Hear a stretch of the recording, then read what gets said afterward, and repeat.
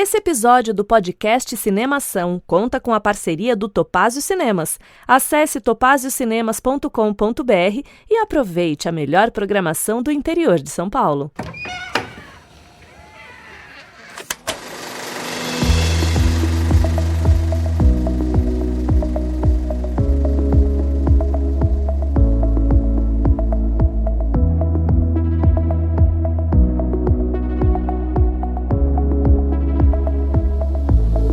Seja bem-vindo ao podcast Cinemação 639. Eu sou Rafael Arinelli e hoje temos aqui comigo Reinaldo Faihuber. Olá, Rafael, tudo bem? Obrigado por estar convidando a gente de novo aqui. Olha só, quando é papo assim, mais cabeça, filosófico e tal, vocês vão ter que estar sempre, né, Reinaldo? Aqui é qualidade na veia isso daqui. Você coloca a gente em alta conta, a gente agradece.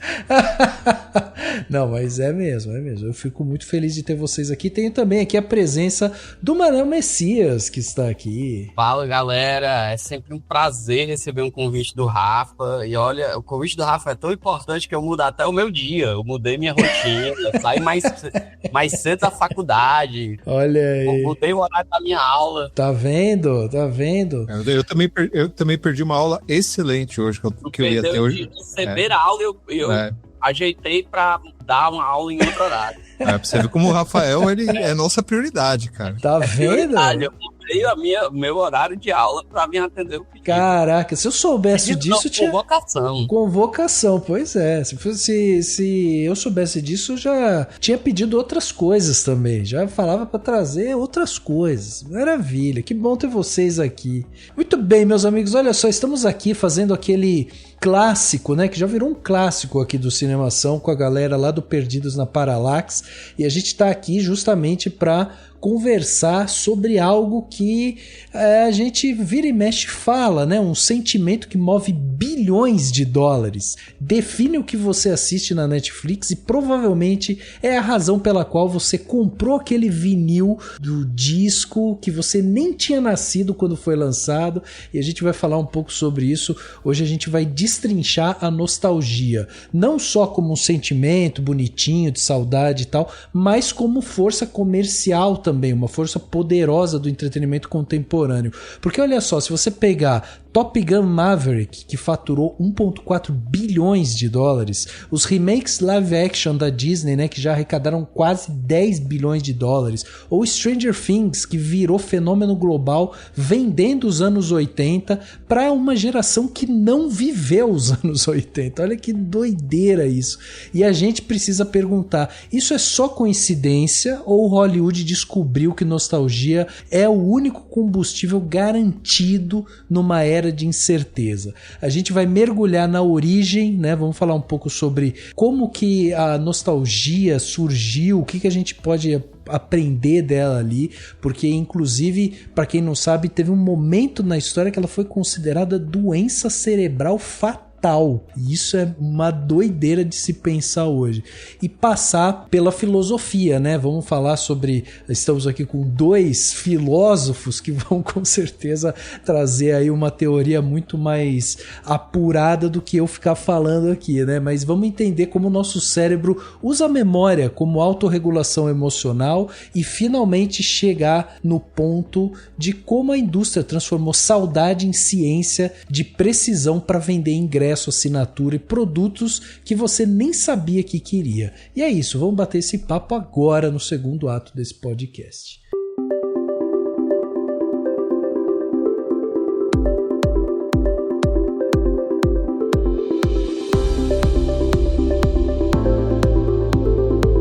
Antes de qualquer coisa, né, eu já queria deixar claro para os nossos ouvintes e para quem acompanha esse podcast que aqui a gente vai passar, né? Vamos passar assim pela superfície dessa discussão, porque tem muita coisa que a gente poderia mergulhar aqui, muita coisa para desdobrar e tal.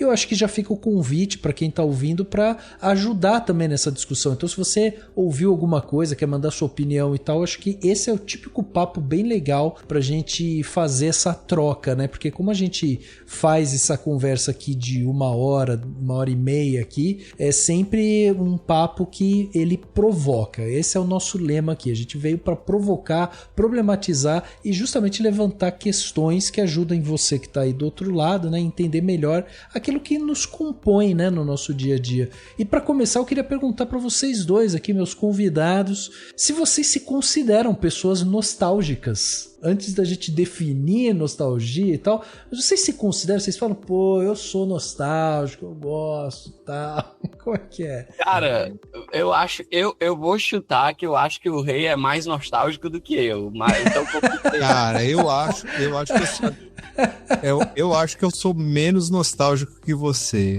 Então pronto. Sério Vai lá, mesmo, cara.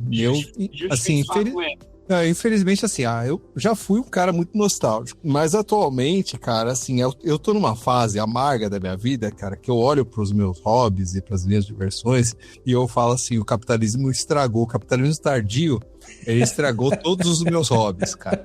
Então, assim, e aí eu olho para séries de videogame que eu gostava, séries, franquias de filme que eu gostava, músicas que eu gostava. E, assim, até tô revisitando algumas coisas, mas eu tenho uma tolerância até baixa para revisitar as coisas, que eu revisito episodicamente, né, as coisas. Tipo assim, eu revisito, vejo, repenso o que eu sentia quando eu vi aquela época e depois eu não volto mais.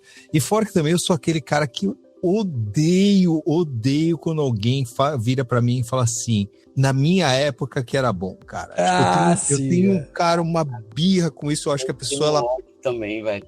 A pessoa podia ser enterrada já, cara, quando ela fala isso, assim. Cara, porque não era bom. Não era bom. Não é nem isso. Não, mano. O meu ódio é específico. É assim, o videogame na minha época era... Cara, você pode dizer muitas coisas. Que você gosta do estilo, que etc. Mas que era melhor do que o que é hoje? Não, cara, assim, o meu problema não é nenhuma questão de critério de valor, cara. Sabe o que me deixa meio bravão, cara? É assim, eu acho que assim, tem gente que fica curtindo as mesmas coisas que curtia, sei lá, 20, 30 anos atrás, na época que era adolescente, e é incapaz de manter uma abertura pra conhecer o novo, cara. Isso que me irrita. Tipo assim, isso é irritante, assim.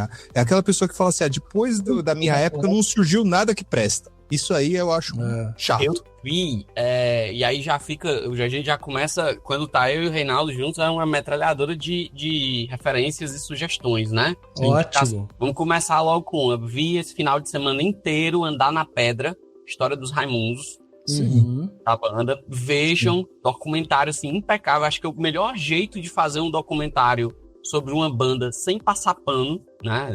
Das loucuras dos caras lá, dos Raimundos e tal. E eu fiquei olhando, velho, e eu gostava muito. Raimundos é uma banda que fez muito parte da minha adolescência. Então, assim, Raimundos foi uma banda muito importante na minha formação musical, inclusive. Eu sou músico também e tal, né? Sim. Então, cara, mas não envelheceu bem, velho. Não envelheceu bem. Então, eu acho complicado você entrar numa onda de que, era muito bom para aquelas condições, e aí talvez mais tarde a gente vai conversar mais sobre isso, naquelas condições, naquele contexto, naquelas circunstâncias, o Raimundos cumpriu um papel muito importante para a história do punk rock nacional. E seria loucura anti-histórica você não reconhecer isso. Mas agora não envelheceu bem. Então não adianta a gente ficar tentando, para mim, não adianta você tentar ficando justificar elementos que hoje, se você transportar os Raimundos de 1996, 97, bolinha, né, pra cá, e dizer que aquilo funciona aqui, aquilo não funciona aqui. Aquilo funcionou lá. A gente pode até pegar o próprio Mamonas, também era assim, né? O Mamonas, coisa, né? O Mamonas, isso eu tava pensando, né? Que ele é um fenômeno que acabou, né? Que o Mamonas, ele eram bandas de rock satíricas. Era um fenômeno que era bem peculiar da música brasileira. Tipo, você tinha o Mamonas, o Traje Rigor, Inimigos do Rei... o Raimundos também, apesar que é mais pesado, mas sim, tipo Inimigos do Rei, João Penca e seus miquinhos amestrados, Biquíni Cavadão também tinha um pouquinho de umas letras assim, às vezes também. E aí o que acontece assim, esse fenômeno, na verdade, de você ter uma banda paródica, isso aí desapareceu, né? A gente não tem mais isso, né? Como os paródicos, né? Todo mundo, tudo bem que estão tentando reparar, mas Todo Mundo em Pânico, os Partalhões. Sim, não, os filmes têm, os filmes têm. Não, os filmes têm. Deu uma morrida, né? Assim, você lançar... Por exemplo, acho que o último grande filme de parodiar essas coisas, assim, escrachadamente, foi aquele do Heróis, né? Do Libelo e tal, que era uma paródia do Homem-Aranha. E depois deu uma certa morrida, assim. É uma parada textual, né?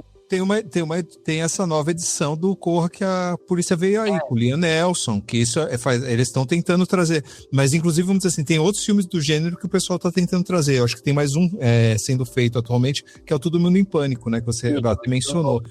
Então, isso faz parte desse movimento de nostalgia, que é tentar resgatar esse formato, né, cara? Eu também tô vendo aí também que o pessoal vai tentar resgatar filme romântico agora, que o pessoal tá falando bastante de filme romântico. Inclusive, o Cinemação fez um post sobre filme romântico. Então, mas olha só, Vou ler. Mas tem uma coisa, porque assim, aqui a gente tá falando de repente de uma coisa um pouco mais aberta, como o gênero e tudo mais, né?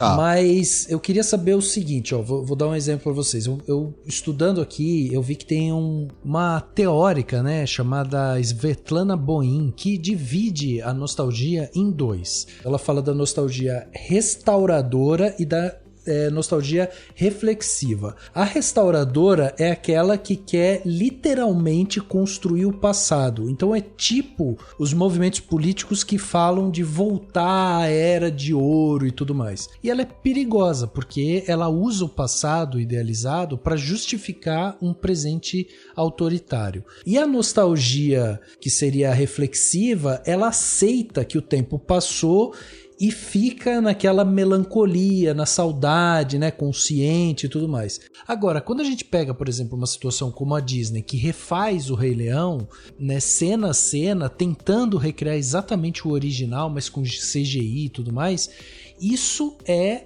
uma nostalgia restauradora ou reflexiva? Ela é tentativa de uma reconstrução literal, mas ao mesmo tempo é meio que ela dizendo que a gente pode ter 1994 de novo, só que melhor, né? E não pode, porque não é 1994. E a criança que vê o filme lá em 2019, quando ele saiu, não é a criança que viu em 1994. É outra criança, com outro repertório, né? Que merece uma outra história, mas recebe uma reciclagem, né? Tem várias camadas aí, né, Rafa? Porque primeiro que existe uma demanda do público, e aí a gente pode entrar nesse ponto, e talvez a gente tenha até que dar um passo atrás para fazer um recorte para ver o que é nostalgia, sobre o que a gente está falando aqui, esse objeto. Eu acho que é legal a gente fazer esse recorte antes. Porque, vamos dizer assim, vai ter uma camada econômica do que está acontecendo, comercial do que está acontecendo, e tem uma camada também política e ideológica do que está acontecendo. E aí, vamos dizer assim, as duas coisas têm relação uma com a outra, uma não é excludente da outra. Mas, eu vou pegar e vamos dizer assim, como o Manel, ele é o mais, vamos dizer assim, ele é mais credenciado para poder estar falando sobre isso aqui entre nós, eu vou dar uma abertura para ele, porque eu acho que, vamos dizer assim, o Manel, para além de ter a formação de filosofia também, ele tem uma puta de uma formação em psicologia aí também, então, vamos dizer assim, ele vai fazer um recorte, eu acho, mais preciso do que a nostalgia, e ele também parece que ele trouxe algumas informações sobre essa questão a níveis neurológicos. E aí depois a gente dá um passo atrás pra gente pegar e falar sobre essa questão da exploração desse fenômeno aí, que eu acho que vai ficar mais interessante. Pois é, a palavra nostalgia, né, Rafa, não sei se você colocou isso em algum momento, que ela nasce para designar um transtorno mental, né?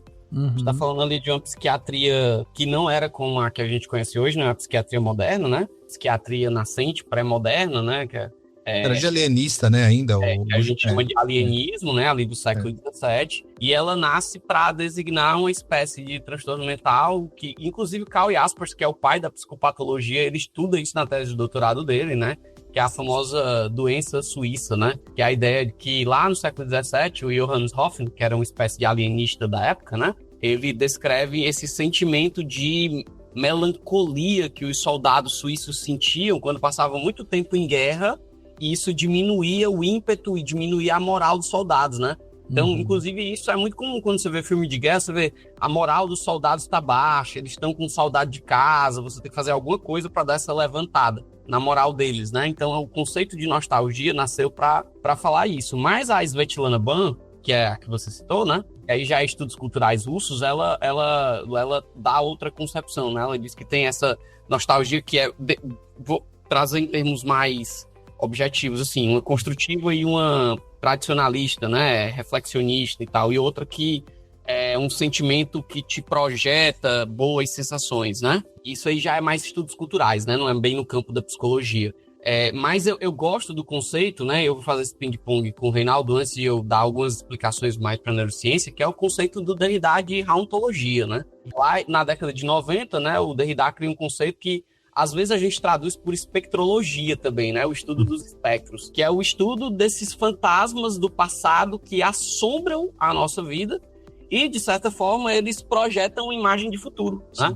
Na verdade, assim, até isso é bem legal, porque assim, o Derrida ele vai falar que, na verdade, nós somos nós estamos num momento do tempo que nós somos assombrados por dois fantasmas.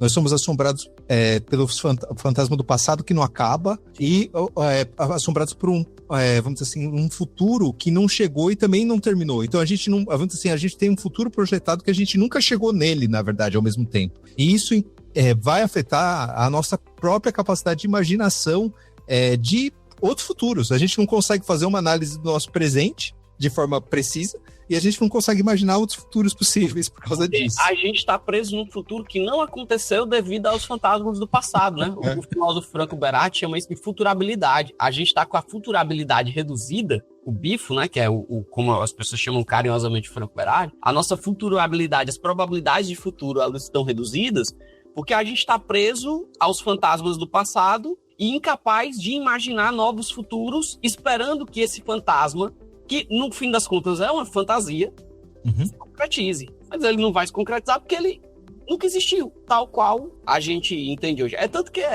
entrando um pouquinho no campo das ciências cognitivas, você pode induzir falsas memórias. Quase 70% do que você lembra da sua infância é falsa memória. Sim. Até porque assim, a memória, isso aí até pro ouvinte que não tem contato com isso, porque as pessoas elas têm no senso comum que a memória é um negócio que está gravado na sua cabeça e que você resgata. Sim, isso não como é um HD, forma, né? Como um HD. Como se fosse um HD. As pessoas têm muito essa metáfora do computador. Isso é muito errado. A natureza do cérebro não é computacional, viu, gente? Não é computacional. Só para isso aí é uma coisa de meio que se circula muito nas redes sociais, a mídia até didatiza, mas o cérebro não é de natureza computacional. A natureza biológica do cérebro, analógica, ela é diferente de uma natureza computacional. E na prática, toda vez que você lembra uma coisa, você está recriando isso dentro da sua cabeça.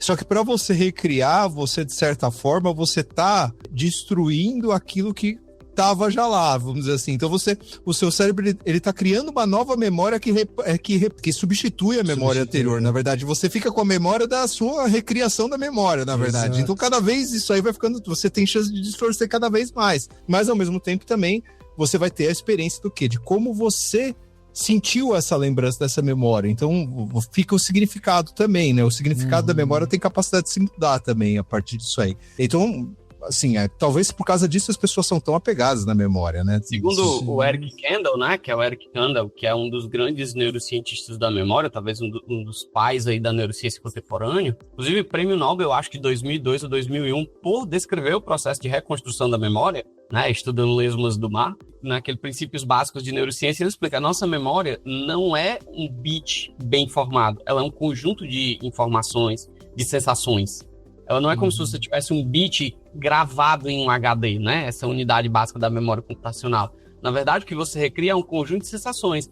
Então, você tem, por exemplo, estudos muito interessantes.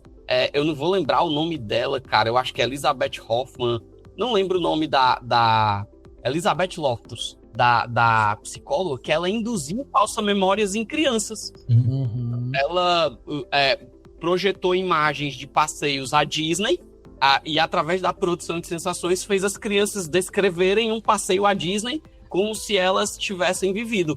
Tem outra pesquisa que eu também acho que é da Loftus, que você vai no cinema e você vê um filme ruim e depois você vai para um cinema com um grupo de pessoas que começam a dizer que o filme é bom e aumenta muito significativamente a probabilidade do que você lembrar do filme ser as sensações de outras pessoas. Então você começa a olhar para o filme quando o seu grupo mais próximo começa descrever o filme positivamente, aumenta a probabilidade de você também descrever o filme positivamente. Não significa que vai, Aumenta a probabilidade de você absorver essas sensações boas. É por isso que, inclusive, aí a história de você ver críticas antes de ver o filme. Existe uma tendência muito foda, principalmente se você tiver um valor afetivo no crítico, a você reproduzir o filme inteiro pela opinião dele, pela leitura dele, né? Pela leitura de outra pessoa. Aí tu vê, sei lá, esses grandes críticos que eu amo, PH, Dado Nogari, Boscov. Você vai ver essa galera e você vai ver o filme, cara, se você tem um investimento afetivo neles, e memória é afeto, tu vai ver o filme pelos olhos deles. Provavelmente.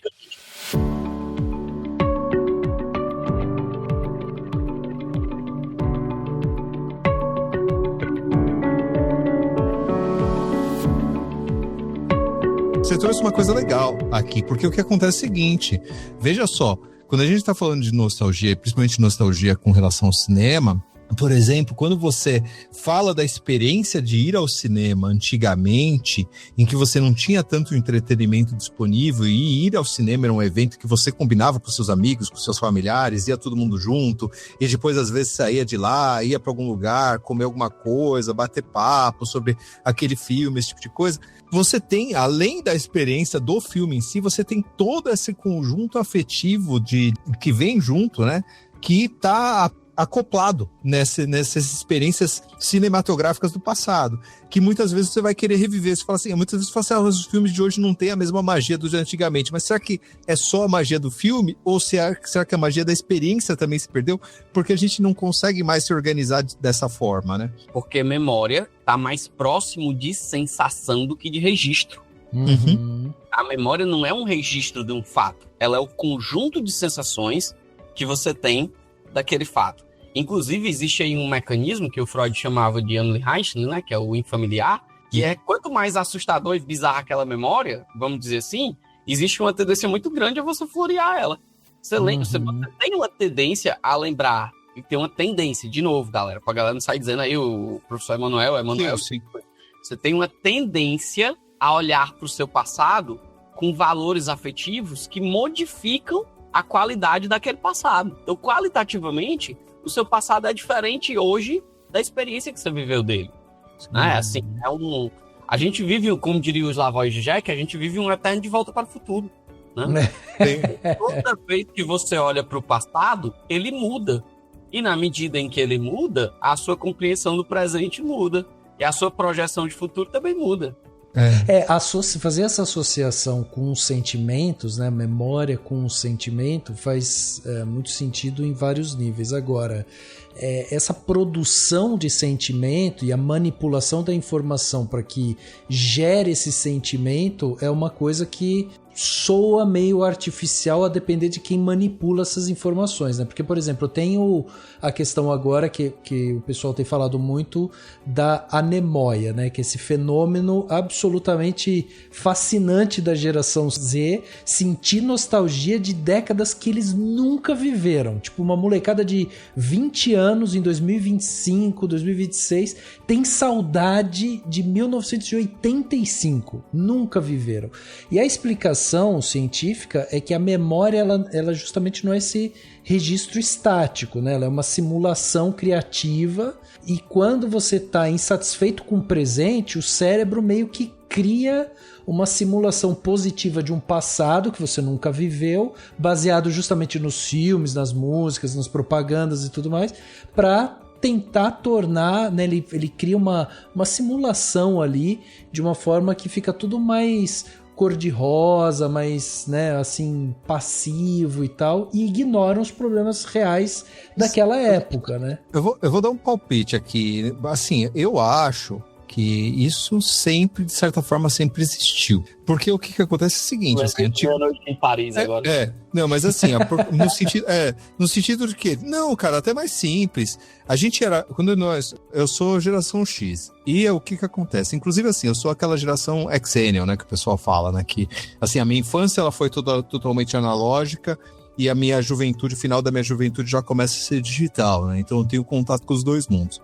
E aí o que acontece, assim, na minha época, quando eu era criança, cara, quando eu era muito jovem, eu fantasiava também com um passado que não existia. Só que esse passado era o quê? Passado medieval. Então, vamos dizer assim, você ficava imaginando, pô, que legal, você ser um cavaleiro e tal. Só que, na verdade, o passado medieval era uma merda. Você ia morrer provavelmente de caganeira, de diarreia, tá ligado? Exatamente. Assim, se você sobrevivesse à infância, você ia morrer de diarreia, provavelmente. Ou do mesmo jeito que nem assim, quem via filme de cowboy, pô, que legal ser cowboy. Também, cara, provavelmente você ia ser explodido fazendo linha de trem, linha férrea, por exemplo, abrindo túnel, tá ligado? Ou qualquer coisa desse tipo. O passado, ele sempre teve problema. O problema é que, vamos dizer assim, e a gente tem essa questão de idealizar o passado. Só que houve uma cisão entre o mundo analógico e o mundo digital. Então, eles conseguem olhar para os filmes antes da internet e achar isso já um passado muito distante, muito idealizado, como se fosse, de certa forma parecida com o que eu, na década de 80, olhava, por exemplo, para os anos 50 ou 40 e falava assim, nossa, imagina que legal ser um herói de guerra, alguma coisa desse tipo. Outra situação merda, né, também. Tipo assim, imagina você estar na Segunda Guerra Mundial. Então, assim, de certa forma, assim, a gente tem essa questão de idealização do passado. O problema é que é estranho, porque, de certa forma, o passado não parece tão passado assim, mas os anos 80 já fazem muito tempo atrás, né? Não, mas é porque eu acho que especificamente, cara, no caso desse conceito de anemoia, né, que é maravilhoso, que tá naquele dicionário de sentimentos obscuros, eu acho que a arte daquele dicionário, assim, fantástico, né? Uhum. Essa ideia de anemoia, de ter saudade do que você não viveu, etc., né? Já diria o filósofo contemporâneo eternamente jovem, nosso Peter Pan, menino Ney, aquela saudade que você... do que não vivemos. Saudade do que não vivemos, é a citação. Eu acho que a anemoia, ela tem um elemento... É muito mais ligado à cultura de consumo do que especificamente à sensação da fantasia medieval. Entendeu? Entendi. Ainda permeia a gente. Entendi. Pra gente que é nerdola não no mau sentido, mas nerdão é melhor do que nerdola, né? Pra gente que é nerdão que joga RPG de mesa e tal, aquela cara, agora eu sou um elfo, né? Eu lembrei do Marceladinho aí imitando, agora eu sou um elfo. Mas essa coisa do RPG, da fantasia medieval, é uma fantasia que tá mais próxima da alta fantasia. Então, quando a gente dos anos 80, 70 lembra dessa nostalgia de um passado, não é bem uma nostalgia em si, porque o que a gente tá fazendo é fantasiando um passado de alta fantasia, e não um passado medieval do Jacques Le Goff, dos medievalistas da história. Entendeu? Aí do Le Goff, não, tu não ia ter um dente na boca. Mas a anemoia, eu acho que ela tá muito mais ligado a essa sensação de que nos anos 80 as coisas eram melhores do ponto de vista artístico. A produção artística dos anos 60, 70 e 80, e aí você pode ver no rock, no cinema, agora vai dizer que é melhor. Aí eu lembro agora de uma entrevista da Marieta Severo, sensacional, que alguém pergunta a ela na TV Cultura, né, que assim, Marieta, as pessoas hoje, elas não tem mais um Chico Buarque dessa geração. Aí o repórter pergunta, é preciso aquela dor da perseguição, é preciso aquela argúria da ditadura para produzir arte? Aí ela diz não é preciso, é só uma arte diferente. Então veja que aí a gente entra na questão de valorar moralmente a arte. Eu concordo. Saca? Aquela arte do cálice, que é um grito de angústia. E a gente tem outras, cara. E se você olhar para aquele passado, a gente ia ter também o que seria um equivalente à arte que hoje, algumas pessoas querem dizer que é menor, um funk da vida, mas lá você tinha, claro, que com uma crítica social potente, da Silva dizendo que vai apertar, mas não vai acender agora. Sim. Então, eu acho que tem essa coisa também da gente... A anemoia especificamente, eu acho que ela é muito característica de uma cultura de consumo em que hoje a gente vive uma espécie de esgotamento do presente, e esse esgotamento muito produzido pelo cansaço, né? Desse cansaço, esse esgotamento sempre, e aí você encontra descanso aonde? Onde é que é vendido o descanso? Já que não dá pra descansar no presente, vamos descansar nos anos 80. Entendeu? E eu tava no clube acho que uns 5 dias atrás, fez quantos anos? 30, quase 40 anos do Clube dos Cinco, não lembro agora. E é um dos filmes prediletos da vida. É o meu filme predileto do John Hughes e um dos meus filmes prediletos da vida. E eu vi um vídeo ensaio sobre você deveria fazer um clube. E o cara descrevendo como o Clube dos Cinco ali se forma. Puta, mas me deu uma nostalgia, cara, da minha... aí sim, me deu uma nostalgia da escola, de como fazia amigos de uma maneira diferente, desses encontros meio ao acaso que tu esbarrava. Sim. Nós era nerdão, esbarrava no outro fracassado, entre aspas, que nem tu, e tu te juntava com o cara por uma questão de sobrevivência, tá ligado? Ou de gosto, sabe? Caralho, que... Mas não, velho, não era assim. Em alguns aspectos, sim, tinha coisas melhor do que hoje, e outros não. Como tudo na vida, é muito complexo. Depende do ano. Mas eu acho, Manel, que você tocou num ponto que eu acho que é um dos mais interessantes, que é justamente essa questão do cansaço, né? Porque quando eu tava olhando lá, a palavra nostalgia, né, vem do grego nostos, que significa retorno ao lar, e algia, que é dor. Então, literalmente... a dor de não poder voltar para casa, né? E, enfim, como a gente até já comentou, né? Isso daí foi considerado no século XVII como uma doença e tudo mais, e, enfim, tinham tratamentos horrorosos, né? Para lidar com isso. Mas isso que você comentou desse cansaço...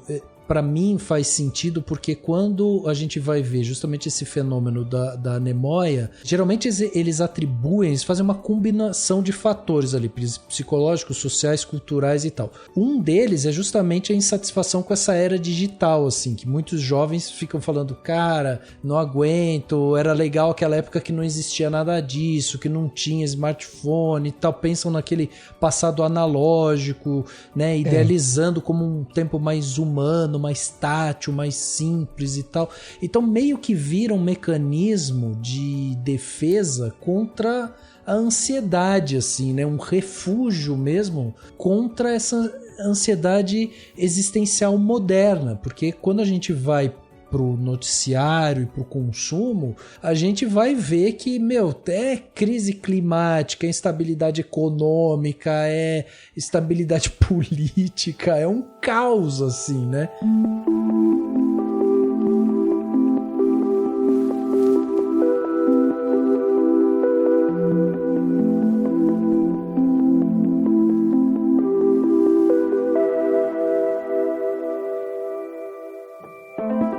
Isso é uma coisa curiosa, né? Eu viro e mexo, me pego falando assim, tipo, que isso é engraçado, né? Eu não sou um cara nostálgico, mas eu sempre me pego pensando assim, pô, esse não era o futuro que eu imaginava que seria. E é engraçado isso, tipo, porque primeiro tem do que você falou, assim, novamente, dando a carteirada da Gen X, né, cara?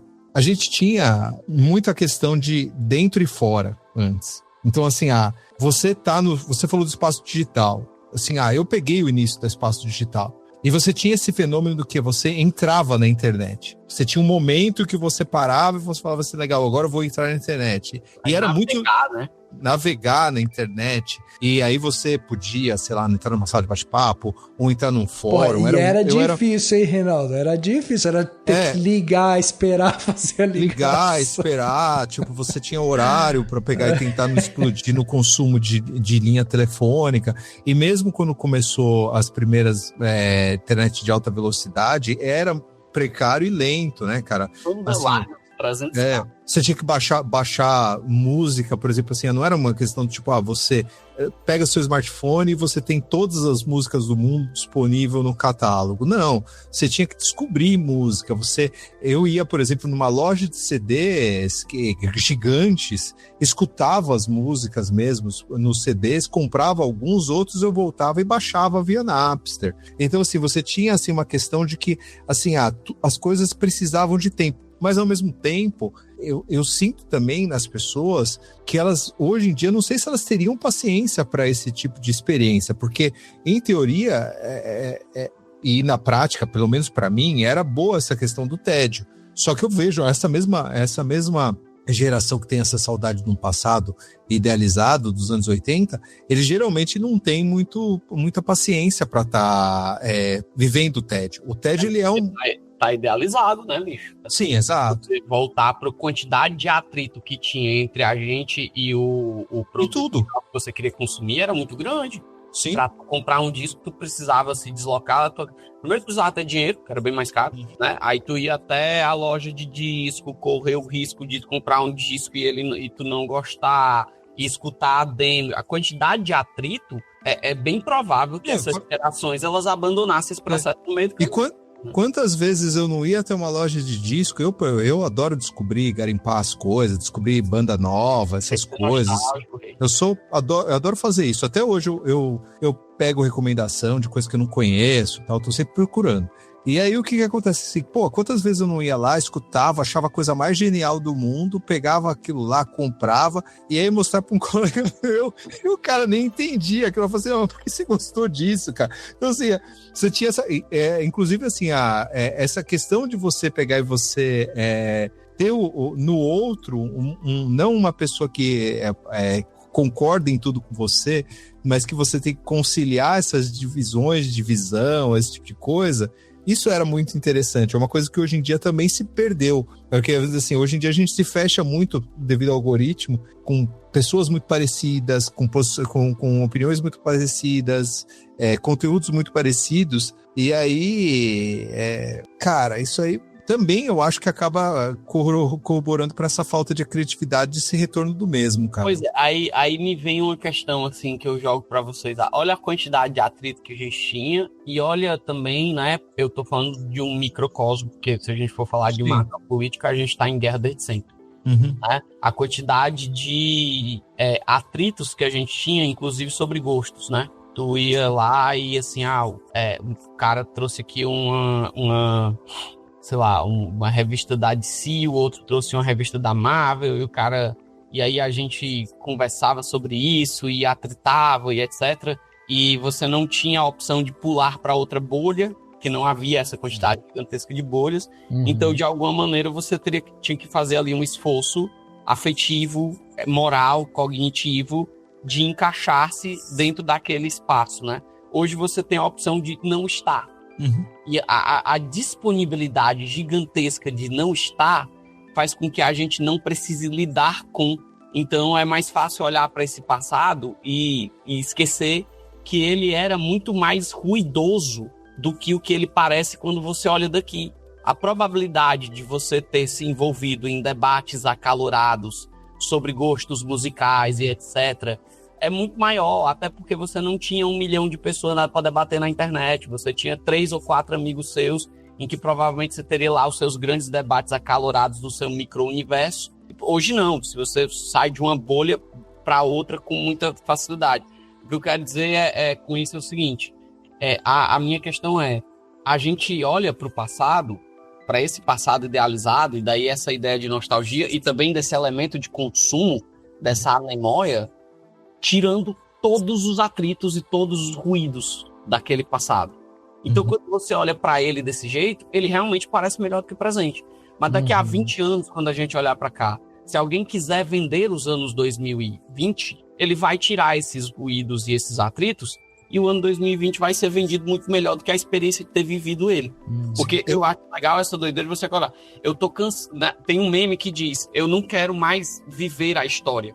Todo dia eu acordo e eu faço parte da história, saca? Só que a pessoa nos anos 80 também tava. A diferença é que ela não era bombardeada o tempo inteiro pela quantidade de informação que a gente é.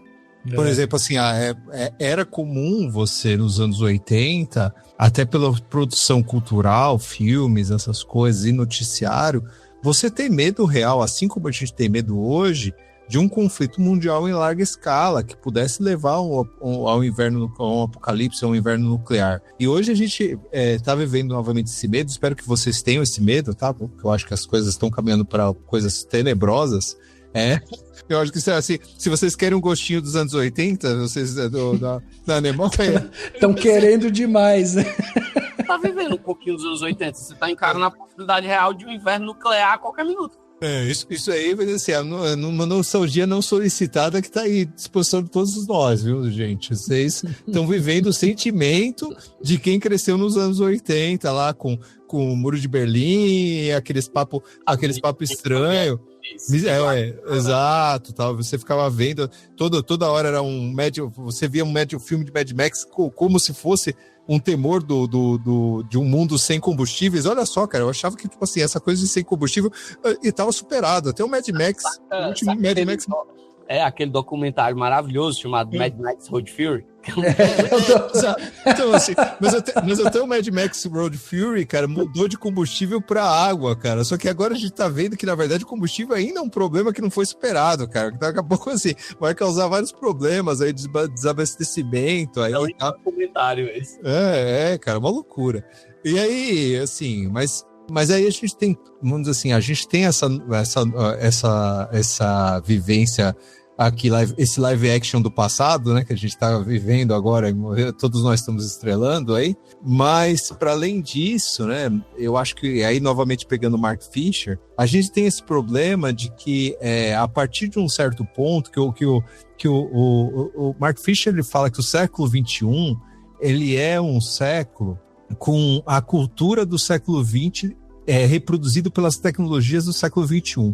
Porque assim, e aí ele vai falar, se você pegar um disco de uma banda atual e você pegar e reproduzir lá na virada de 97 para 2000, dificilmente aquilo lá vai soar completamente alienígena. Ao passo que se você, por exemplo, e a gente está falando aqui, por exemplo, assim, de 30 anos atrás, praticamente, 30 anos, na verdade, né, quase atrás, né? E aí, se a gente for fazer esse exercício de pegar um disco dos anos 80 e reproduzir durante os anos 50, aquilo, cara, ia soar completamente alienígena, porque, assim, era um som totalmente diferente do que estava acontecendo. Se você pegar, por exemplo, um drum and bass, um jungle, essas músicas eletrônicas, se você reproduzisse isso nos anos 50, ninguém ia saber, que a pessoa nem ia conseguir identificar aquilo como música. Então, assim, a gente não tem, a gente vive remastigar. Isso que você sente no cinema, Rafael, na verdade é uma coisa que já está chegando, que já a indústria fonográfica e a moda, eles vivem isso há décadas já. Eles não conseguem produzir nada novo. É que nem moda, eu fico vendo, agora é roupa folgada. E eu fico olhando e falo assim, mas roupa folgada era lá nos anos... a gente tá falando também aí, novamente, de anos 80. Porque, vamos dizer assim, agora vai ser roupa folgada e ser super magro. Gente, isso é volta dos anos 80, cara. Então, assim, os jovens que... Gente, vocês jovens que estão aí... Como é que é o nome da patologia?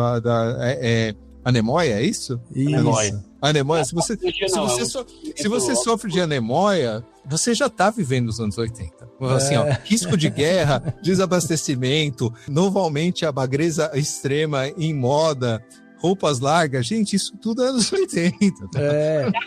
Pandemia, escolha de papa, clima de guerra, você tá vivendo o século XV, pô. Exatamente.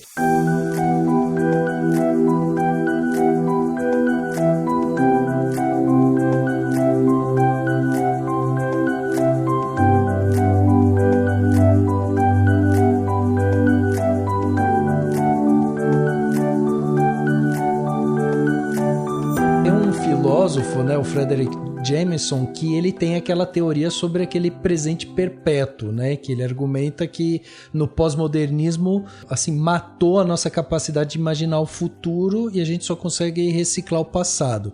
E aí, quando a gente para pra pensar, tipo, nos filmes, eu até discuti isso aqui num episódio que a gente conversou aqui sobre a Disney, alguns episódios atrás, a gente pega os dados, né, em 2025, por exemplo, 9 dos 10 maiores sucessos eram sequências ou remakes. Só um era original. Qual que era, rápido? Só curiosidade. Mas o único filme original de 2025 foi Fórmula 1. Todos os outros era remake.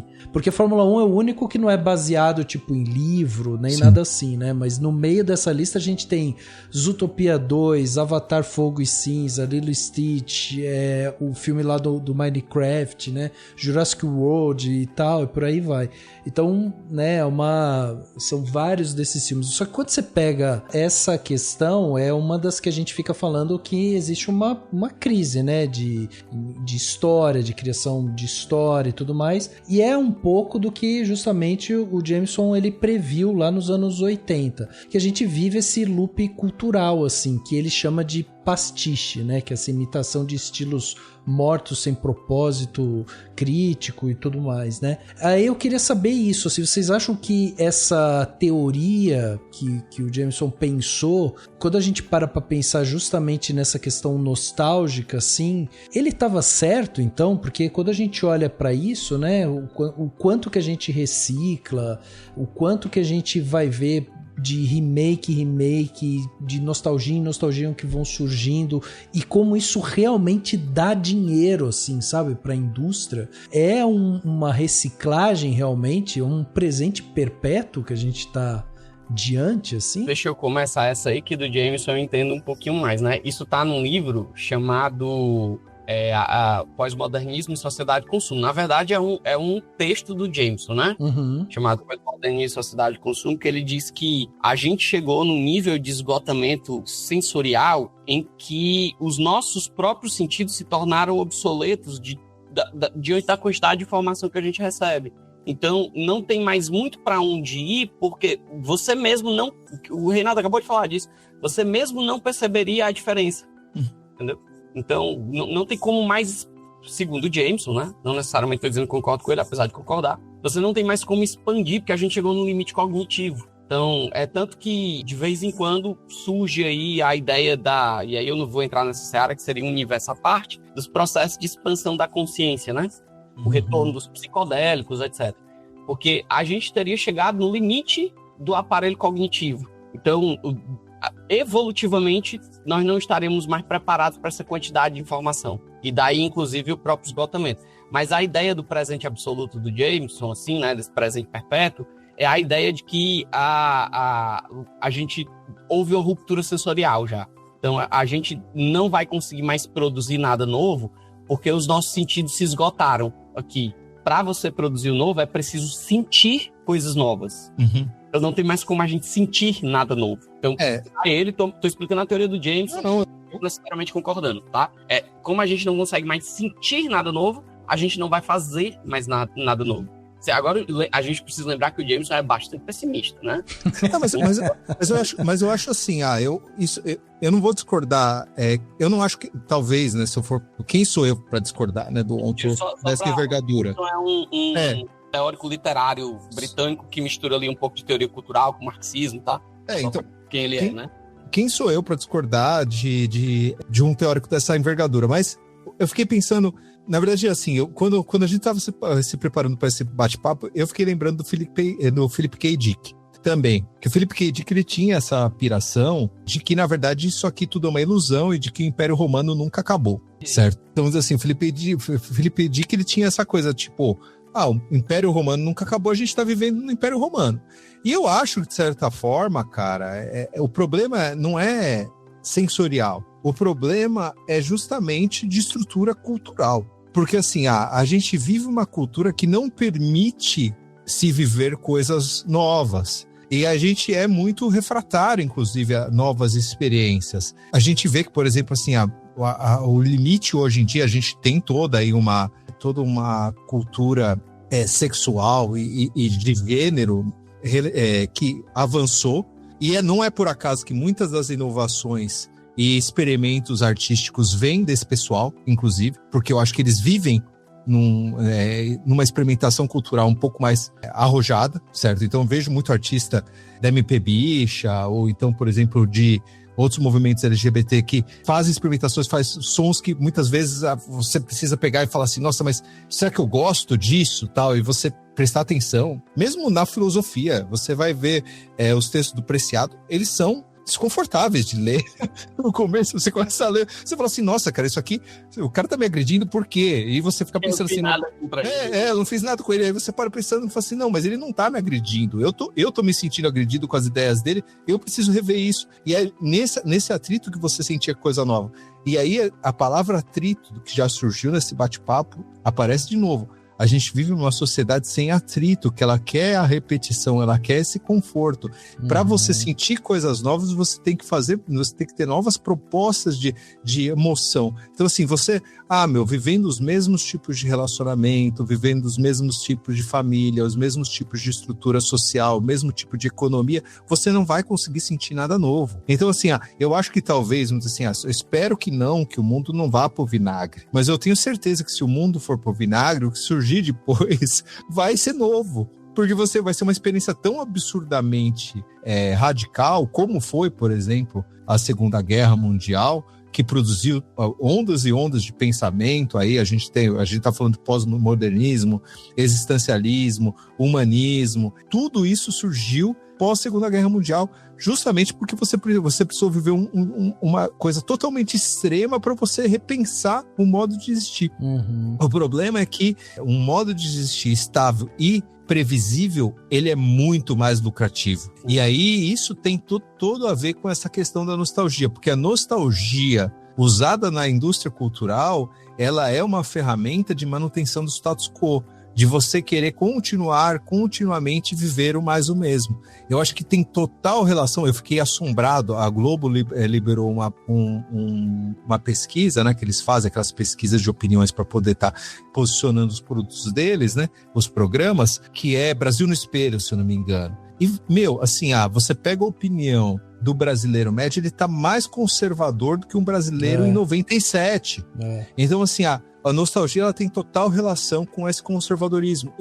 O Manel tá na universidade, eu tô na universidade novamente, eu sou chocado o quanto essa geração de jovens é conservadora, assim, mas assim, num sentido que, cara, assim, eu fico pensando assim, por quê? Era a época de vocês estarem causando na vida de vocês, fazendo merda. Por que vocês estão assim? É muito louco isso. Vamos dizer assim, eu não tô... Cara, legal.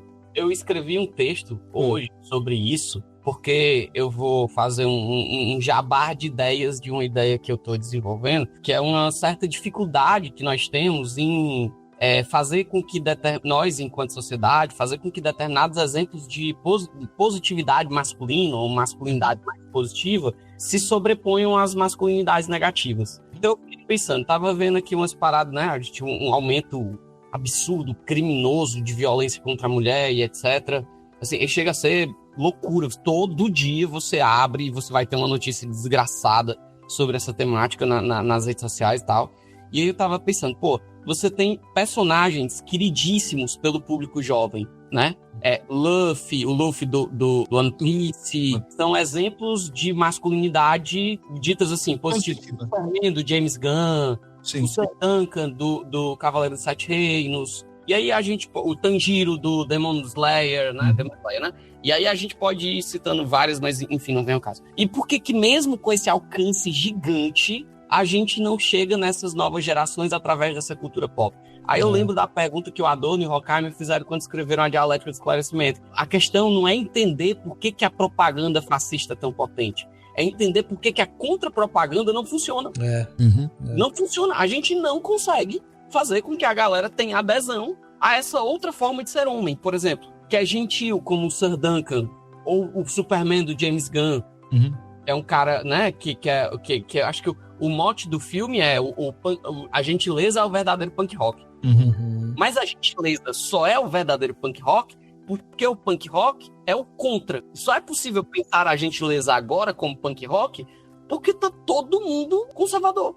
Não gentil, egoísta, saca? Então, acho essa sacada do James Gunn dentro da indústria cultural uma das melhores. Ser gentil é que é punk rock. Porque hoje, ser gentil é ser do contra. Você não seja gentil, mande as pessoas a se fuder. Não ajude ninguém, entendeu? É meio que isso. Que foda todo mundo. Aí vem o Superman que os caras derrubam lá o monstrão e ele diz, mas eu queria levar ele para um zoológico. Eu queria entender ele, ver o que ele come, ver como é que a gente pode cuidar ou soltar ele em outro planeta. Então, mas é porque eu acho que nesse caso, né, Manel, assim, a revolta, o ódio e tal, ele é muito mais sedutor, assim, né, no discurso. Ele é simples e quando você expurga as suas incomodações, os seus ódios e tal, E aí tem uma galera que olha pra você e fala, cara, você é sua revolta, é isso mesmo. Pô, eu sinto isso também e tal. Então ele tem uma aderência, assim, muito mais sedutora, sabe? E eu acho que aí, novamente, assim, pra puxar pro lance da discussão da nostalgia, e aí é onde a nostalgia, ela é muito sedutora, porque a nostalgia, como trabalhada na cultura pop e também nesses discursos, porque esses discursos eles também têm um apelo nostálgico, você tem o movimento de trade wives e a própria baboseira também que o pessoal do Red Pill fala, tal. O que é que eles estão falando? Eles estão falando assim, ó, existe uma solução para esse mundo de merda que você vive, tá? E essa solução é o que? Houve um momento em que esse mundo não era merda. Então, assim, e aí, então o que você faz? Vamos revisitar esse mundo que não era merda, vamos reconstruir ele, ou vamos pegar e vamos ficar eternamente revisitando ele.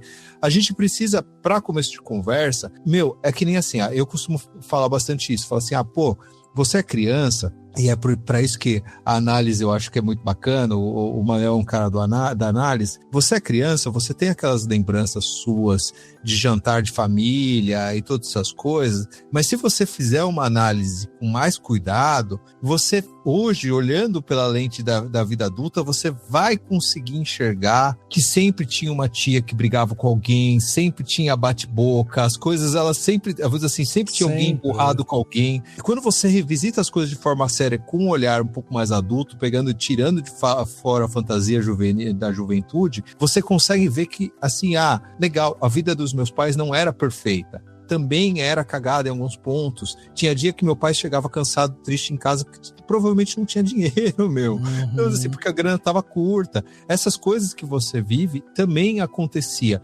Então, a gente precisa dessa maturidade a nível cultural também. De você olhar para essas coisas e falar assim, poxa, que nem o Manel falou de Raimundos, infelizmente não era tão bom. Existem coisas que elas eram muito boas, e aí infelizmente também a gente tem o outro lado da moeda, que você tem coisas que são muito boas, e que porque elas não estão no formato que é mais consumível, você vai fazer um remake disso.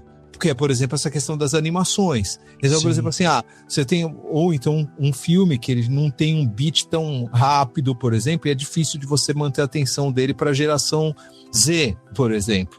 E aí você vai fazer um remake desse filme que não vai ficar bom, simplesmente porque você está querendo pegar e está oferecendo essa experiência para essa nova geração. Ao passo que a gente também tinha que aprender, ao contrário da nostalgia simplesmente, em falar assim, legal, as coisas do passado elas existem, é permitido eu visitar pela primeira vez ou revisitar elas do jeito que elas foram.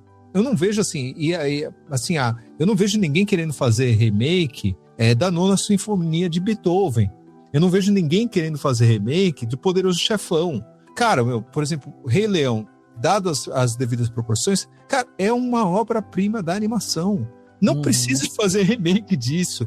Tipo assim, eu fiquei feliz demais, apesar de gostar do Taika em alguns filmes, apesar que eu também acho que em alguns filmes ele também não faz um trabalho tão bom, mas, por exemplo, fiquei feliz demais quando, por exemplo, perdeu os direitos de Akira, porque ele ia fazer uma adaptação de Akira, e eu ficava assim, pra que fazer um live action de Akira? Assiste Akira.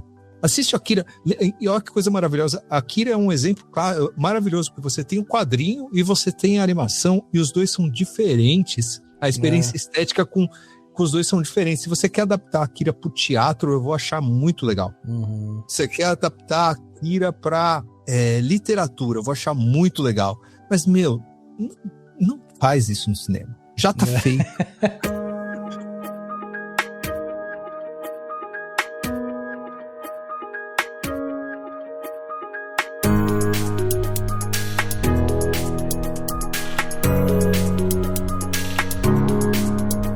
Mas tem um lance meio de também apresentar, né, a obra, porque eu não sei, assim, o que vocês pensam sobre isso, mas, assim, a nostalgia, ela também tem uma característica meio de ajudar a gente a costurar a nossa identidade ao longo do tempo, assim. Então, tipo, você não é a mesma pessoa que você era aos 10 anos. Mas quando você vai lá ver De Volta pro Futuro de novo, você pinça aquela criança, aquele adolescente que você era naquele momento que você assistiu o filme, porque aquilo te traz alguma coisa daquele momento, assim. Então é uma... Mas isso é revisitar, isso não é um remake, vamos dizer assim. É uma revisita, mas eu digo assim, que isso pra nós, assim, então a gente tá ali, tá revendo uma obra que a gente gostou, e aí a gente acaba pensando essa criança que tava ali, que a gente assistiu ali e sentiu e tudo mais.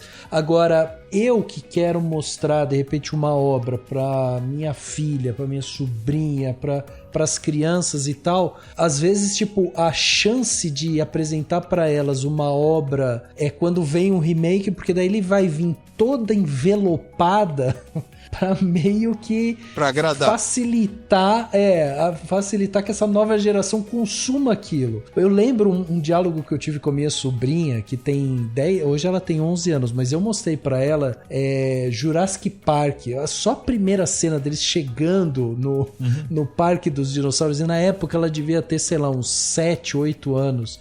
Ela viu os dinossauros, e eu lembro da sensação de eu ver os dinossauros falando assim, caralho, fizeram o dinossauro existe, que doideira e tal. E ela com 6 anos olhou e falou assim, mal feito, né? É que assim, aí que tá, né? Assim, aí eu penso duas coisas sobre isso. Primeiro, assim, é que nem assistir o primeiro Star Wars, principalmente, cara. Assim, o efeito especial é difícil de ver. Assim, mesmo pra... Eu sou fã de Star Wars. E é difícil de ver o primeiro Star Wars.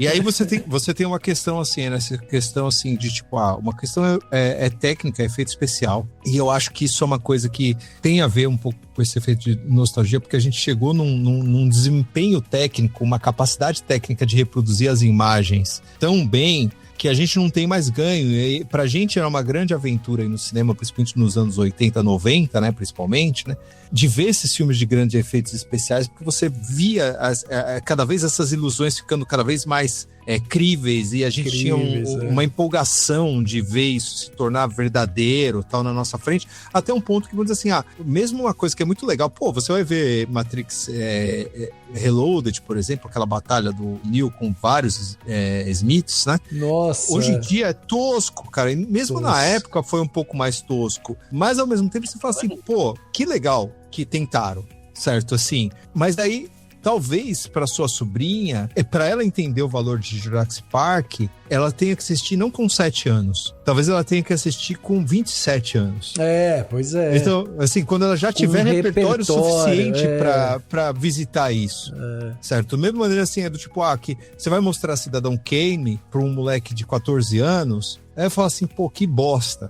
Um filme é preto e branco, um filme parado e tal.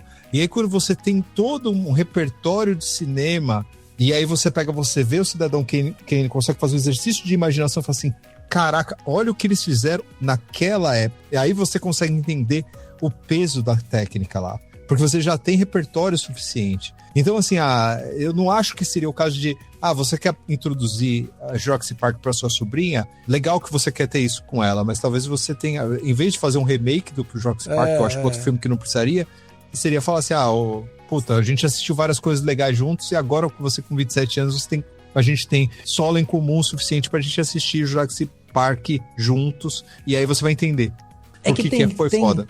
Tem críticos que hoje falam, né, que Hollywood tá viciada em nostalgia, né? Você pega, por exemplo, Moana, que é uma animação que saiu em 2016 e vamos ter um remake agora, né? Com, inclusive, o Dwayne Johnson vivendo... Reprisando o papel, só que em live action, né? Porque ele faz a dublagem original, né? Exatamente. Então, a galera fala isso. Só que quando você vai olhar os números, né? A parte financeira ali, você entende que realmente, assim, os caras estão botando uma grana, estão investindo ali 200 milhões num filme que eles sabem... faturar 1 bilhão. Eles sabem que vai chegar perto de 1 bilhão, né? Então, realmente tem isso. E aí que tá, a nostalgia vira um combustível de consumo. Por quê? Porque ela faz com que a gente se reconecte com algum passado, ou de repente, ou ela tem esse charme de, enfim, ressaltar algo que a gente gostaria de ver e que já não existe mais, entendeu? O que tem na nostalgia que faz com que seja esse fenômeno de consumo? É uma pergunta complexa, cara. Eu acho que tem a ver com certa promessa, além da promessa do descanso no passado, eu acho que tem muito a ver com uma coisa que a gente já debateu quase que ao longo do programa inteiro, né? Que é esse enfeitar o passado, tirar os ruídos dele. Então é muito mais fácil você tirar o ruído de algo que você não pode experienciar, entendeu? Então, vou dar um exemplo assim mais prático. Você vai para um determinado lugar e você diz lá para aquela pessoa, eu conto para vocês, gente, o lugar que eu fui, a festa, sei lá, é massa, enfim, a minha experiência foi maravilhosa. Só que você pode ir lá conferir. Sim. Quando a gente está vendendo o passado, não tem como você ir lá conferir. Então, quando eu vendo o passado, meio que e quando eu faço uma propaganda tão bem do passado, tão boa, a pessoa vai ter que meio que tomar aquilo como verdade. É mais complexo do que isso. Mas eu acho que meio que a porta de entrada você não tem como experienciar os atritos da nostalgia do passado. Então você experiencia a inércia da nostalgia. Então você não vai ter a quantidade de forças contrárias, entendeu? Assim, eu acho que tem duas questões aí. Mas assim, eu nem vou entrar nessa questão filosófica mesmo, de por que o fenômeno acontece, o nosso apego por repetição, esse tipo de coisa, porque eu acho que o Manel já cobriu bem isso aí. Assim, mas eu também fico pensando na questão assim, que é novamente aquela coisa que eu disse no começo, cara, o capitalismo tardio estragando todos os meus hobbies. Por quê? O que acontece? Cara, você tem esse modelo de balanço trimestral, que a maior parte dessas empresas de capital aberto, que são esses grandes estúdios, eles têm, cara. E aí você tem uma situação em que você tem que continuamente faturar mais do que você faturou antes. Senão os acionistas, eles vão vender suas ações e você vai perder valor de mercado, todo tipo de coisa. Isso, cara, é uma desgraça em todas as dimensões. Tudo fica pior devido a isso, cara. Eu acho que, infelizmente, não sei se a gente vai, em algum momento, conseguir seguir um modelo econômico que não seja tão financiarizado, que permita a gente se livrar dessa praga. E aí o que acontece? Assim, você tem lá um estúdio milionário que ele vai precisar pegar e tá entregando um resultado que é maior do que o anterior, então ele vai querer fazer apostas seguras. Então se ele tem lá uma franquia, e aí por isso, vamos dizer assim, durante um tempo a Marvel, ela foi o Holy Grail, aí foi o cálice sagrado, que era essa ideia de vamos fazer um conjunto de franquias que as pessoas elas vão ir assistir. E de certa forma, vamos dizer assim, ela conseguiu, quando colocou todo mundo nesse motor de consumo, fugir um pouco, entre aspas, da nostalgia, apesar que era baseado em material de quadrinhos, mas não era todo mundo que assistia Marvel que teve contato com esses heróis. Acho que pouca gente viu Homem-Formiga, o Doutor Estranho, por exemplo, para ir ver no cinema e acabou, ficando fã desses heróis durante algum tempo, né? Que a gente teve uma galera que era fã desses heróis durante algum tempo. Mas era porque você conseguiu colocar essas pessoas nessa roda de consumo das franquias. E a nostalgia hoje, vamos dizer assim, como as franquias elas se exauriram, as pessoas elas ficaram de saco cheio de pegar e ficar acompanhando longas sequências e universos complexos, essas coisas. A pessoa ela sabe assim, puta, é um filme do Rei Leão, eu sei como é que é, tal, eu sei o que esperar, eu sei que eu vou gostar, então eu vou lá com meu filho. Mesma coisa Moana, tal. Zootopia, legal Zootopia 2, mas eu sei que a história do 1 tá fechada, essa aqui, tipo, é só os mesmos personagens, vai ter mais ou menos o mesmo tom. Que é um pouco do lance do descanso, né, que o Manel tava falando. Sim, é o descanso, cara, mas é um descanso ruim, porque é o que eu costumo falar assim, é o problema do fast food, do McDonald's, tá ligado? Tem muita gente que não arrisca ir num restaurante. Às vezes você tem um restaurante muito legal lá no seu bairro, em que um tiozinho faz um hambúrguer fantástico, faz uma lasanha sensacional, mas é uma portinha pequena, você não dá nada para aquilo, você não sabe se você vai gostar, se vai ser uma experiência ruim ou não. E aí você fala assim, vou no seguro, então eu vou lá no fast food, eu vou naquela franquia que eu conheço, esse tipo de coisa, tal, para não ter atrito. Aí novamente, assim, a palavra atrito surgindo. A gente virou uma sociedade que não suporta o atrito, a negatividade, para citar o Han, que é essa pegada assim, você quer que a coisa flua, lisa, sempre a experiência do igual, sempre mais do mesmo, você não quer ser surpreendido nem negativamente, então com isso você também nunca vai ser surpreendido positivamente, porque faz parte da experiência humana, você às vezes tem uma experiência que é meio bosta, mas que por algum motivo você gosta dela, cara, você fala assim, puta, descobri minha nova paixão. Tipo o Manel com CrossFit, cara. Eu não sei porque ele faz aquilo, cara. Tipo assim. Eu tenho certeza que ele sofre todo dia fazendo aquilo, mas ele segue fazendo, cara. Então, assim, eu tenho certeza que um dia ele foi fazer CrossFit, ele achou sensacional. E olha só o que virou a paixão da vida do cara. Tipo assim. Então, assim, a gente tá perdendo essa abertura. O problema da nostalgia é a gente se perder a abertura a gente perde a abertura pro novo, cara. E pra surpresa negativa e surpresa positiva. E pra surpresa que te subverte. Exato. Que eu acho que é mais legal.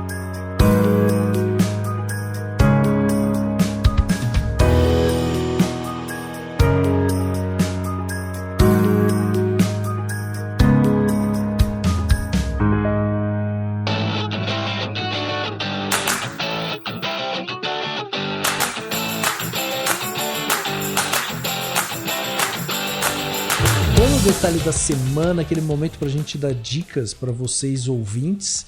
E vamos começar com você, Manel. O que você trouxe de bom pra gente, de plano detalhe? Pode ser livro, qualquer coisa. Cara, 3 coisas, né? Eu já falei no começo do programa, que é o Andar na Pedra, o documentário dos Raimundos, que é muito bom, sensacional, é longo, né? São 5 episódios de 1 hora. São 5 horas, é uma série documental. Pra quem gosta de rock, pra quem gosta de punk rock, acho que vale a pena. O outro, e aí são 2 que é o mesmo, né? Na verdade são 3, 2 filmes e 1 livro. O filme Eles Vão Te Matar, assim, pra você desligar o cérebro. Eu tô com expectativa nesse. Só pancadaria, só trecheira e tal. Mas aí, cara, eu acho que o xodó da internet no momento, que é o Devoradores de Estrelas, né? Não fui ver também. Eu vi o filme, achei lindíssimo, achei um pouco cansativo, o filme é bastante longo, só que eu comecei a ler o livro, aí, como eu tenho pouco tempo, eu escuto muito audiobook, né? Sim. Comecei a ouvir, eu vou misturando ali entre ouvir e ler. Cara, o livro é, assim, de umas peripécias, de uma genialidade que eu gosto. Eu particularmente gosto. Quando o cara meio que inventa, ele é meio MacGyver, sabe? Ele tá no espaço e ele tem um clipe e um fio e um chiclete, e ele vai fazer um propulsor atômico. É muito interessante, é muito bem descrito. Todas essas partes dos detalhes, das descrições, das engenhosidades do personagem principal, do Grace, são tiradas do filme, né? O filme é mais a emoção. O livro não, ele vai detalhando as engenhosidades meio MacGyver dele, sabe? Que legal. Eu acho que vale a pena ver. Que legal.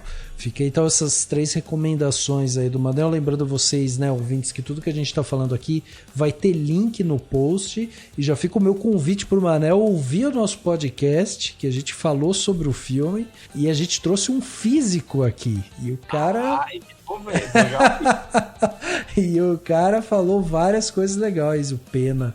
Muito bom, muito bom. Inclusive ele falou isso, ele falou que o audiolivro do Devoradores de Estrelas é excepcional. E o audiolivro é muito bom porque ele é interpretado. Foi isso que ele falou. É só um cara meio, né, mas com algumas pequenas participações, mas é interessante que é interpretado. Muito bom, muito bom. Legal. E você, Reinaldo, o que você trouxe de bom pra gente? Cara, eu vou vamos dizer assim, entrou no radar essa semana, cara, eu acho que vale a pena, já que a gente falou muito dessa questão da repetição e tal, também a gente falou de nostalgia, que a gente identificou com essa doença e tal. Então eu vou citar uma banda, cara, um duo canadense aí que tá entrando no radar de todo mundo, que é o Angine de Poltrini, não sei se vocês chegaram a ouvir falar aí e tal. É um duo canadense de som microtonal, eles fazem uma música misturada com matemática, e eles inventaram um instrumento que é metade guitarra, metade baixo, tal, tem várias experiências na música, tal. Eu gostei bastante. disso. Eu acho que vale a pena o pessoal estar escutando, porque, assim, foge um pouco. Lembra, assim, mostra que ainda tem como você produzir alguma coisa que eu sou um pouco mais diferente do que o geral, tal. Eu acho que ainda existe esse espaço. Eu também vou citar também que eu tô apaixonado por esse jogo, que eu acho também diferente. E aí, novamente, eu acho que às vezes a resposta para mudança tá na escala. Se a gente for procurar coisas menores, você vai ver coisas mais criativas, tá?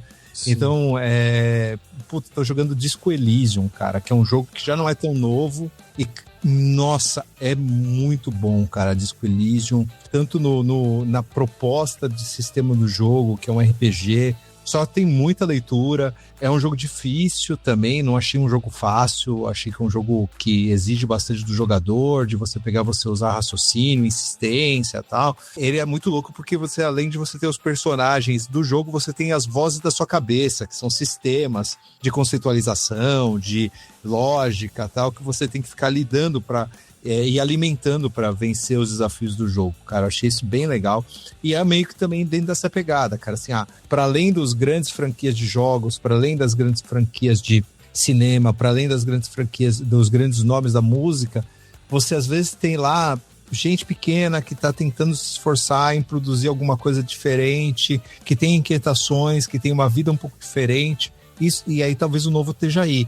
Eu acho que talvez a saída para nostalgia seja a gente dar mais atenção para essas pequenas coisas, cara, que eu acho que a gente tá precisando de atenção para as pequenas coisas nesse mundo muito bom, gigante. Pô, muito bom. Eu nunca joguei, sabia? Vou colocar aqui pra jogão. eu jogar. É, muito bom. Só que é uma loucura, cara. Você lê pra caramba. A mesma coisa que tá lendo um livro, cara. Tipo, começa uma partida e é tipo 2 horas, cara, lendo.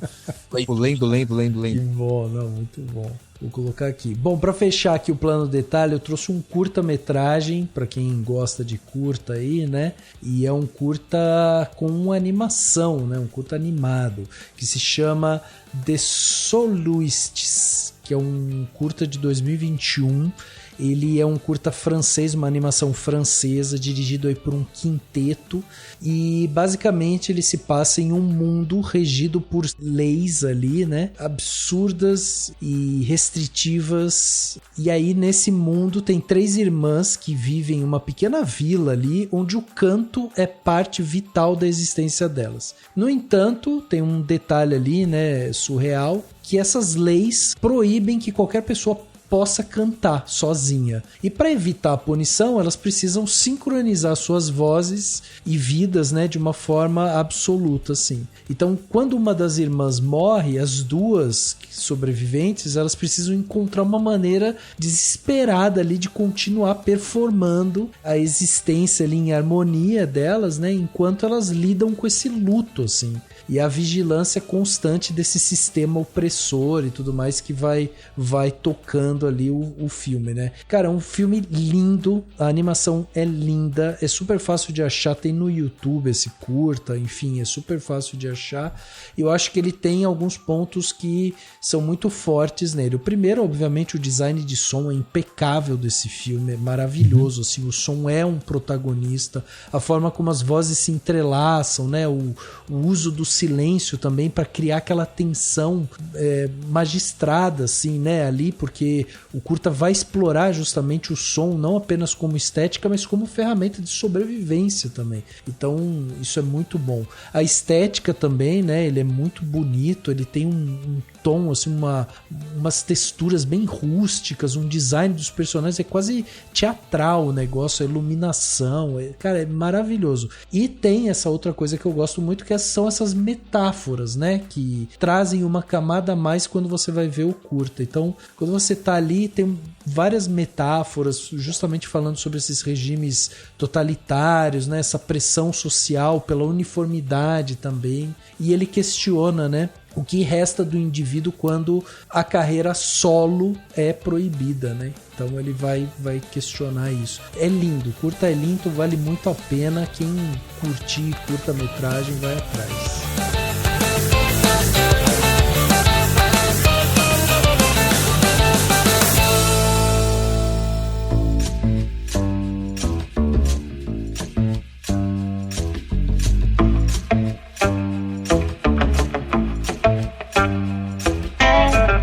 Chegando aqui ao final desse podcast Cinemação 639. Batemos esse papo sensacional aqui sobre nostalgia, né? Onde é aquele podcast que a gente começa a falar e nunca tem resposta pra nada, né? A gente só aumenta as perguntas, né? E eu acho que isso que é o mais legal, realmente, a gente se perguntar pra tentar chegar em algum lugar. Então eu queria agradecer a presença aqui dos meus amigos que vieram aqui, doaram seus tempos pra estar aqui. Reinaldo, obrigado pela sua presença e, por favor, já deixa aí e-mails de contato, né? Como que as pessoas fazem para chegar até você e ao Perdidos também, né? Eu sou facinho de achar, na verdade, se você digitar Reinaldo Ferhuber, saber como escrever. Se você souber como escrever, você me acha no Instagram. Eu tô lá também ainda linkado lá na página do Perdidos na Parallax, também no site do Perdidos na Parallax, também vocês podem me achar, que é pparallax.com.br. Acha também o Manel, as nossas redes sociais estão todas lá, então você nem vai precisar ficar procurando, né, na internet. Olha que maravilha, vai ficar bem mais fácil para vocês.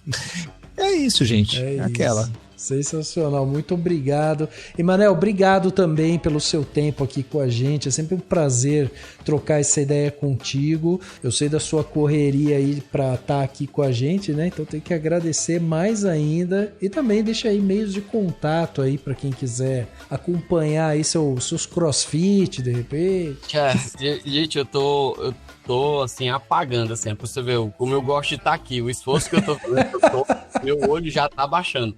Cara, você me acha junto com o Reinaldo no Perdido, né? E lá no Perdido tem um link para as redes sociais individuais de cada um, né? @ManelMessias e o @Perdido na Parallax, vocês vão achar a gente. E aparece o CrossFit, sim, de vez em quando, mas a maior parte do meu feed, né, que nos stories, são textos, né, textos com pensamentos que eu tenho. O mais recente que eu escrevi foi sobre essa questão das masculinidades contemporâneas, e aí não tem regra. Pode ser que eu acorde um dia, escreva alguma coisa e passe 2 anos sem escrever nada. Entendi. Meio na doida. É bom porque gera expectativa. Quando será que vem? É imprevisível, um homem imprevisível.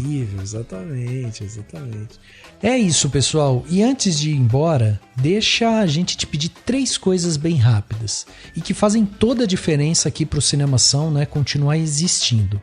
Primeiro, se você curte o podcast, avalie a gente no Spotify. 5 estrelinhas ajudam mais do que parece e você ainda leva o programa para mais gente que ama cinema tanto quanto você. Segundo, recomendo o Cinemação para alguém. Um amigo, uma amiga, alguém que sempre topa falar de filmes depois, né, da sessão, porque esse boca a boca é o que faz, né, o que mantém essa comunidade viva há tantos anos. E terceiro, e talvez o mais importante, se você acredita nesse espaço, considera se tornar um apoiador do Cinemação. O mundo ficou mais barulhento, mais agressivo e mais confuso. E o que a gente quer aqui é justamente o contrário. Um lugar seguro, acolhedor e inteligente para falar de cinema, trocar ideia, discordar com respeito e se apaixonar de novo, né, pelas histórias que a gente vê na tela. Ao apoiar o Cinemação, você ajuda a manter o podcast no ar e ainda entra por uma comunidade de verdade. A gente vai ter lives mensais, conteúdos exclusivos, bastidores, podcasts especiais e um grupo onde o debate é sempre saudável. E quanto mais essa comunidade crescer, mais coisas incríveis a gente consegue fazer. A gente tem projeto de cineclube, encontros presenciais, debates ainda mais profundos e por aí vai. Se esse podcast já te faz pensar, rir, discordar ou olhar, né, para um filme de um outro jeito, então vem com a gente. Avalia, recomenda e, se puder, seja um apoiador do Cinemação. É isso, gente. Muito obrigado. O podcast Cinemação 639 fica por aqui e a gente se vê no próximo.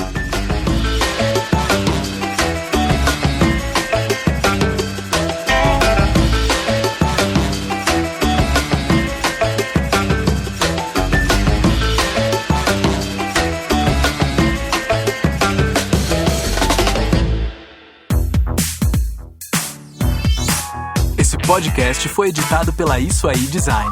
Tudo isso é forma com função. É design estratégico. É isso aí.